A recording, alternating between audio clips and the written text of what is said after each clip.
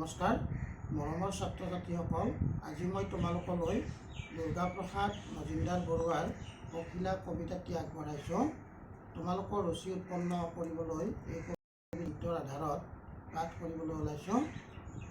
চোৱাচোন পখিলাটি কেনেন শুৱনি, কেনেন ধুনীয়া তাৰ পাখি দুইখনি, কেতিয়াবা ওপৰত আকৌ তলত, এটা এৰি বহিছেহি আনটো ফুলত।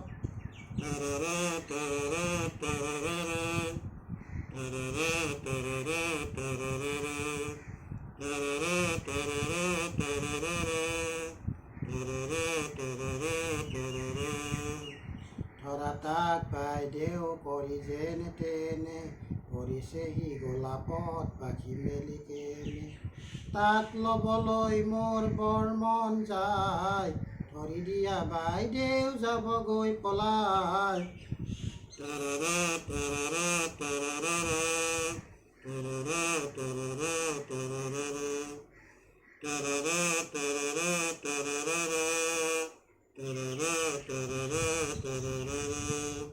নোৱাৰো ধৰিব তাক শুনাই হেৰাই, পাখি দুইখনি হ'ব আহৰিতে নাই। এবাৰ যদিহে দিওঁ হাতত তোমাৰ, নেথাকে অকণো হ'বা হ'ব চুৰমাৰ।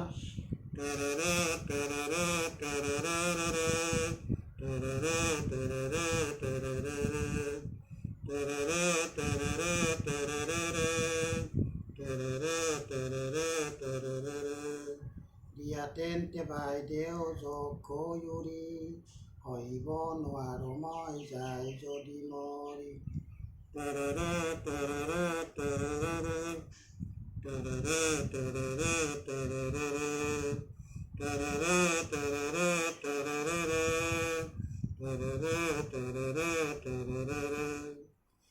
ধুনীয়া পখিলাটি নকৰিবা বেয়া, বপুৰি অকমানি কেনেৰে মেলিয়া।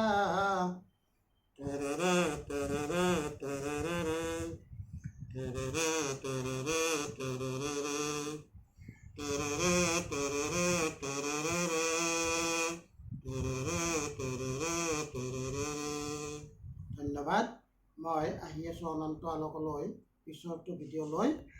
যদি তোমালোকে এই ভিডিঅ' ভাল পাইছা তেনেহ'লে চেনেলটি লাইক কৰিবা, শ্বেয়াৰ কৰিবা আৰু ছাবস্ক্ৰাইব কৰিবলৈ নাপাহৰিবা।